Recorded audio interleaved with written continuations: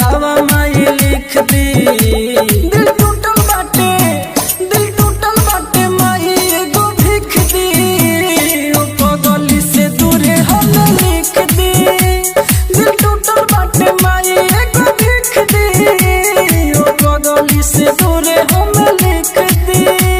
दिल टूटल बाटे माई एगो भीख दी। Mix by AG recording studio. पगली से दूरे हम लिख दी।